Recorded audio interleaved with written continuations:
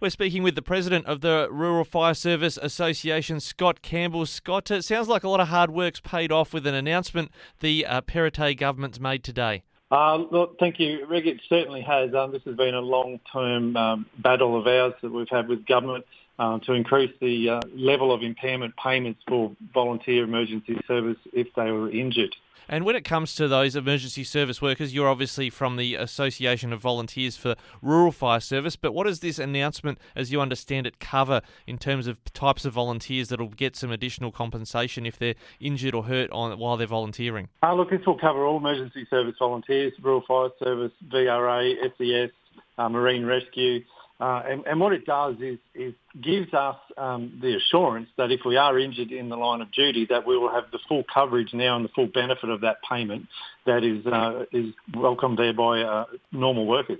Now, it's a policy announcement. We've got an election in less than 60 days in New South Wales, so it's not something that will become law unless the government brings it in. I guess, first of all, have you heard any responses from the opposition yet, or have you been lobbying them about it becoming a bipartisan thing that's supported by all sides of politics? Look, it is something that we have been lobbying, particularly with government and the opposition.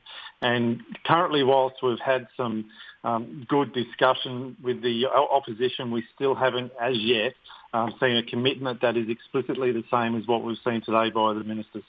Now, when it comes to the extent of the compensation, how does what's been announced by the Perrottet government differ from what is available at the moment? If we took on what full impairment meant for a volunteer, this increase is in the range of $200,000 to $300,000. In some cases even higher. So it's a significant amount of money that volunteers were missing out on if they were injured in that line of volunteering. So were they entitled to any sort of compensation support in the meantime? Look, they were, but it was just a reduced amount. Okay, and is this announcement, how does it stand nationally? You cross any sort of data about whether you've modelled what you've been campaigning for on something that's from another state, or is this sort of national first legislation that's being proposed?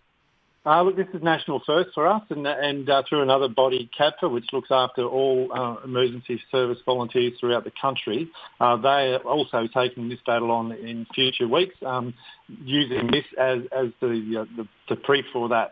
So, look, if we can pull that off across the country, there's a massive boost for volunteering. And as we've seen in the fires of 1920, the recent flooding, it's volunteers that step up day in, day out and fulfil these requirements. Many of our towns, particularly Southwest, Rural Fire Service volunteers are the only ones that are in those towns fulfilling these requirements. Yeah, it is an essential service, absolutely, and a great support from volunteers in the Riverina and southwest of New South Wales. When it comes to, I guess, the risks that they're exposed to, I know there's been a lot of commentary in this space about smoke inhalation and links to cancer. Are there expected to be any limits, or is it going to be any form of injury will be covered by this type of compensation payment? Look, it's essentially any form of injury whilst we're at work. But the important thing with Rural Fire Service volunteers is the injuries that we sustain, probably more so, are burns. And in that case, a burns injury takes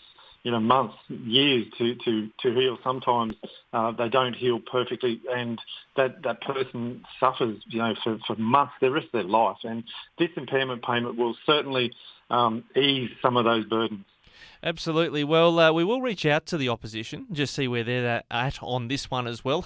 Policy promises flying left, right and centre in the lead up to the election. But Scott Campbell from the Rural Fire Service Association, thanks for joining us about this important announcement today, and hopefully something that's implemented pretty soon for volunteers. Yeah, well, thank you, Ricky. Thank you for the time, and also thank you to your listeners out there who support the association. The Rural Fire Service volunteers are the backbone of this state, and as we see time and time again, they just give above and beyond to help the communities that they live in. So thank you.